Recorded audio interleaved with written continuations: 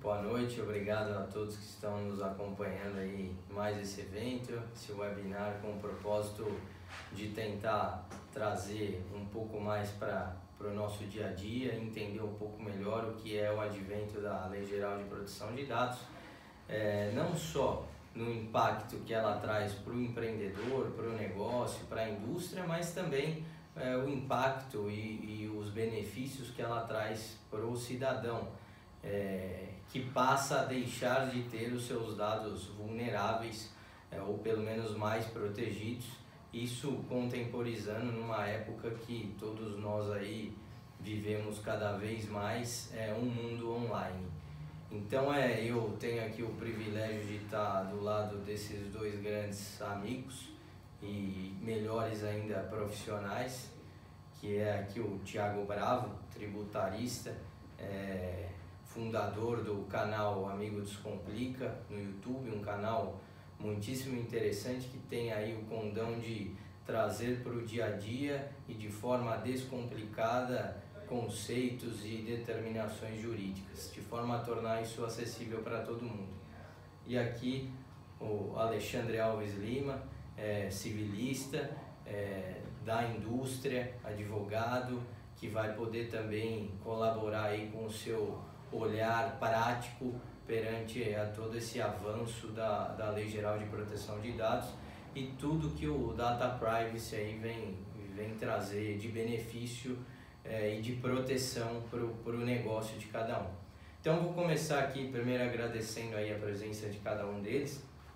Vou começar conversando aqui com o Thiago, que vai trazer aí a visão dele, os pontos conceituais e descomplicando aí como ele faz com maestria aí para a gente entender melhor do que se trata e quais as tendências disso. Então, a primeira que eu queria falar assim é uma questão mais relacionada ao consumidor, né, do dia a dia, o que essa Lei Geral de Proteção de Dados pode trazer para o consumidor de benéfico, né?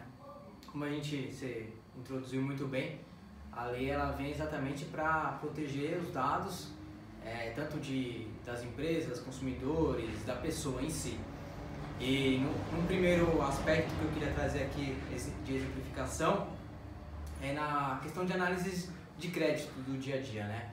A gente sabe que muitas vezes o consumidor, né, a pessoa vai fazer uma compra, adquirir um bem e ela vai ter aquela análise do score, né? Se realmente ela tem crédito, se ela é uma pessoa apta à inadimplência, né, a ser um devedor ou não ser, né? Então a Lei de Proteção de Dados ela vem trazer uma proteção, principalmente o artigo 5º que ela traz aqui na questão de discriminação, né, de questão de raça, uma questão de proteger os dados em relação à orientação política da pessoa, orientação sexual também, orientação, até mesmo questões de endereço, né, tem uma discriminação também em relação ao seu endereço. Então a lei ela vem para trazer esse âmbito de proteção ao consumidor na tomada de crédito, né, na escolha do seu score, sem ter acesso a esses dados privilegiados dela, esses dados realmente que a gente pode trazer. Acho que a palavra que eu poderia usar aqui é pessoalidade, né? Sim. É a personalidade da pessoa. Então ela vem para proteger esses dados. Também um aspecto que eu queria trazer é na relação de e-commerce, né, que seriam as compras digitais das pessoas no dia a dia. E antes da lei, né, dela entrar em vigor, qualquer pessoa que tem um código de rastreio ali da nota fiscal, que você faz a compra e sai a nota, você tem um código, um QR Code, que você consegue rastrear os dados da pessoa, tem informações dela, endereço e tudo. Mesmo com esse QR Code, com esse código de acesso, a Secretaria da Fazenda, né, que também vai ter que se adequar à Lei Geral de Proteção de Dados, ela vai ter que restringir os dados da pessoa. Então, mesmo com acesso ao QR Code e a esse código, as pessoas populares não vão ter acesso aos dados da pessoa. Ela vai precisar realmente ter o certificado digital da própria pessoa para poder acessar esses dados. Então ela vem com uma proteção muito ampla, tanto no consumidor, tanto como no comerciante do dia a dia, né? Então não vem só para proteger a grande empresa, os grandes dados, as pessoas que têm muita informação e que tem mais necessidade dessa proteção, não. Também aos consumidores do dia a dia. Né? Perfeito. Eu acho que é essa mesma contextualização, Thiago. As pessoas têm que entender o benefício social e o caráter sociológico que essa lei também tem. Porque, a princípio, claro, há diretrizes aí que dizem, inclusive, que os dados são o novo petróleo, né, de tão valioso. Então, as pessoas têm que passar a entender o quanto é valioso ter os seus dados protegidos e quais os mecanismos e sanções que a lei estabelece para se cumprir aquilo ou para o caso de não cumprimento. E o impacto que isso tem para o consumidor, porque hoje a gente vê aí facilmente quaisquer aplicativos ou, enfim, ramos do comércio manipulando esses dados de forma vulnerável, dados sensíveis muitas vezes, o que deixa o consumidor absolutamente numa situação de vulnerabilidade mesmo. Eu acho que até mesmo tem essa questão de proteção, né? E você falou bem o ponto, é a gente encontrar o porquê disso, né? O que vem a trazer, o que traz um futuro depois disso, né? Eu acho que a lei de proteção de dados ela vem para igualar as pessoas também, né? No mesmo aspecto, não vai ter mais ali o Thiago que de tal raça, tal endereço, tal orientação política, cultural e tal. Não, vai ter o Thiago, o Vitor, são dois indivíduos em si, os dados deles estão protegidos e o que eles querem fazer a partir disso, né? O que eles querem consumir, o que eles querem agregar, o que eles querem ter como atividade sem ter relação a esses dados pessoais, né? Então vem realmente para proteger e para colocar ali um patamar de igualdade, né, nas pessoas. Eu acho que tem esse aspecto também interessante. Sem dúvida. E assim, eu acho que algo que já ficou absolutamente consolidado é que quem não se adequar, ou as empresas que não se adequarem, inevitavelmente vão ficar fora ou vão ter problemas de compliance. Sim. Que vão gerar problemas mercadológicos para a continuidade dos seus negócios.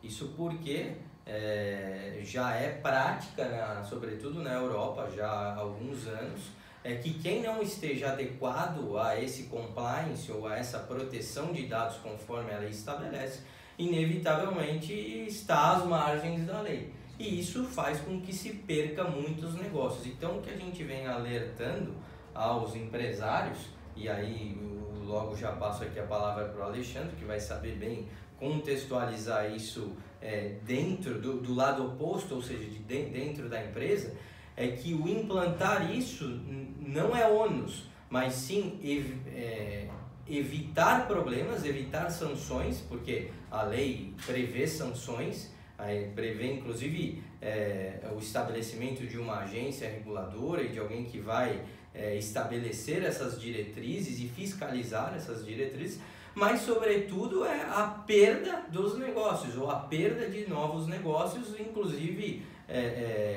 num ciclo internacional. Então isso traz um impacto muito grande, um impacto nacional. Então até me parece que a lei já é extemporânea aqui no Brasil, né? O Brasil já está um pouco atrasado com relação a isso, e isso impacta no mercado exterior, nos negócios exteriores. Então é uma demanda, sobretudo para as empresas médias e grandes, que estejam adequadas, em que pese necessariamente as empresas menores também serem alvos. Então, assim, me parece que é inevitável que o mercado entenda isso, e a indústria, sobretudo a indústria de grande porte, já vem se movimentando nesse sentido, contratando aí equipes específicas, tanto de tecnologia e informação, quanto jurídica, para rever os seus termos, rever como os seus dados são tratados e, a partir disso, implantar sistemáticas que efetivamente sejam efetivas para combater essa manipulação errônea de dados.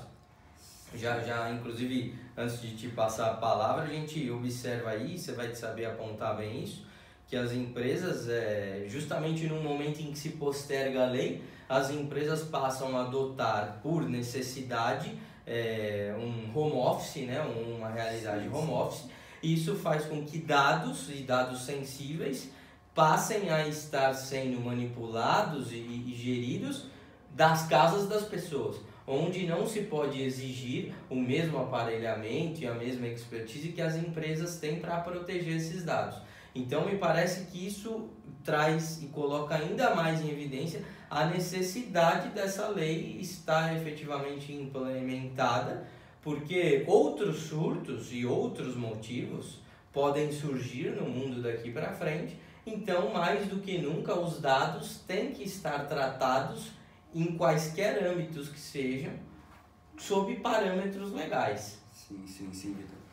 Boa noite, né? Boa noite, pessoal. Aproveitando, sim, o que a gente vê, essa movimentação que a gente vê dentro da empresa é a criação de comitês mesmo. Pessoas interagindo, como um comitê de segurança para se adequar à lei, né? Muitas empresas contratam advogados mesmo, especificamente para se adequar à lei, né? A gente vê isso bastante. Até você falou a questão do ônus, né? A lei prevê multa de até 50 milhões, né? Então, Exato. Quanto antes a empresa conseguir se adequar a isso com a contratação de profissionais da área de tecnologia, advogados, para se adequar a essa área, né? Cada dia que passa a lei vai trazer benefícios, né, para todos, inclusive para as empresas, e é isso que a gente espera que aconteça com essa lei, né? Sim.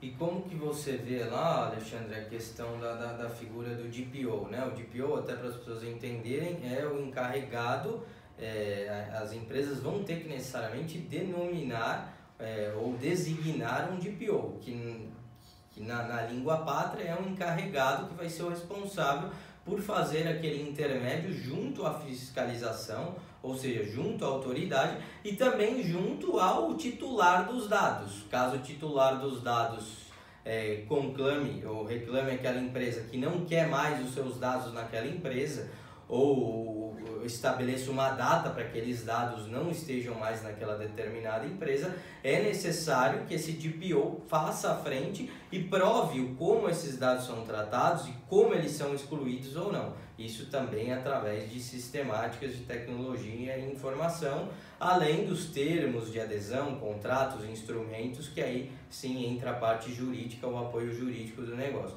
Então, como que você observa aí, tanto da sua empresa quanto dos seus colegas, se as pessoas já vêm aí designando os DPOs, que tipo de preparo elas vêm exigindo dos DPOs? Sim, claro. Assim, o encarregado, né, pelo menos nas empresas, o que a gente vê, é uma pessoa que conhece a empresa por inteiro, né? Conhece de onde chegam as informações, para onde serão enviadas essas informações, o que será feito com essas informações, e é isso, né, Vitor? A gente vê que o encarregado ele tem que conhecer por inteiro a empresa, o que está acontecendo na empresa, todas as informações que são recebidas na empresa, o encarregado precisa saber, né? É uma área bem multidisciplinar, né? A ideia aqui mesmo é a gente fazer um brainstorming inicial, até para provocar o interesse pelo tema, e também nos colocarmos aí, né, à disposição de todo mundo que estiver assistindo a gente, não só para tirar suas dúvidas, mas também para que quem queira se aprofundar mais ao tema, estamos aí à absoluta disposição, inclusive para apresentar para o seu negócio como que isso funciona na prática, no sentido de mensurar e poder mensurar o quanto o seu negócio está adequado ou não está, ou está vulnerável e em que medida está vulnerável. A ideia é mesmo fazer esse conglomerado de ideias aí, tentando entender o viés da indústria, como que a indústria está se portando, tentando explicar de forma técnica e também tentando descomplicar aí, junto do que o Thiago falou, e trazendo isso para o viés do consumidor, né? O quanto que o consumidor também ganha em termos constitucionais de igualdade, o quanto essa lei também tem um caráter e uma função social, como o Thiago bem colocou. Eu acho que a lei assim em si, ela, que nem você disse mesmo, né, a Europa ela sempre está um pouco à frente nessas questões de resguardar a liberdade e a privacidade das pessoas, né? Então ela foi pioneira nesse sentido da lei de proteção de dados, e o Brasil realmente está um pouco atrás, mas a lei, muitas pessoas às vezes podem ver como uma dificuldade ali, né? Parece mais burocracia. Não, realmente ela vem para proteger a privacidade, a liberdade do indivíduo, tudo aquilo que a nossa Constituição, que é uma das mais evoluídas do mundo, tenta defender, né, do indivíduo e do contribuinte e do empresário, como a lei bem pontuou. Então, acho que é uma inovação que vem para o bem, pode parecer um pouco mais burocrático no começo, uma questão mais sensível, mas ela vem mesmo para trazer essa evolução para o Brasil, para o nosso dia a dia e para o indivíduo em si, essa proteção. Aproveitando, né? A lei vem para regulamentar, né? Tudo que vem, que é novo, que regulamentar algo é bom. É um benefício para a sociedade, né? Sem dúvida. Que a regulamentação em si, né, ela sempre tem um caráter ali que as pessoas veem que, pô, isso parece que é muita burocracia, né? Sancionatório e tal, mas nesse quesito, né, quantas vezes a gente pode dar exemplos diversos de usos de dados ilegais, né, até mesmo invasões, né, quando as empresas, né, as pessoas não têm esse tipo de proteção, né, esses sistemas, uma tecnologia melhor que protege tanto o seu cliente como você, né, e aí o uso de dados ele acaba vazando, como o Victor bem pontuou, hoje dados é uma das coisas mais que a gente pode valorizar, né, colocar, mais precificar, né, você pode ver como as maiores empresas, né, do mundo hoje trabalham com dados, né. Sim. Então, Cruzando os algoritmos que isso. chegam aos seus interesses. Exatamente. Eu acho que a tendência do mundo é online, né? E isso está absolutamente nessa direção, assim como veio o Marco Civil da internet, regulando essas questões, assim como também tem uma forte relação com as questões das fake news, né? Isso de alguma forma também está atrelado à manipulação errônea de dados ou à dissimulação, à distorção de dados. Então eu acho que isso vem no sentido de conferir uma maior proteção para esse mundo contemporâneo e para essa tendência online de todos os negócios, né? Mais do que nunca agora em tempos de pandemia, os negócios cada vez mais online, com tendências online. É importante a gente entender que essa lei é necessária para a proteção recíproca, né? Tanto de quem consome, tanto do empresariado. Então, a ideia é essa mesmo, esclarecer, ajudar a esclarecer, contando aqui com o auxílio desses dois grandes profissionais, descomplicando e trazendo aí o lado mais técnico e prático da questão.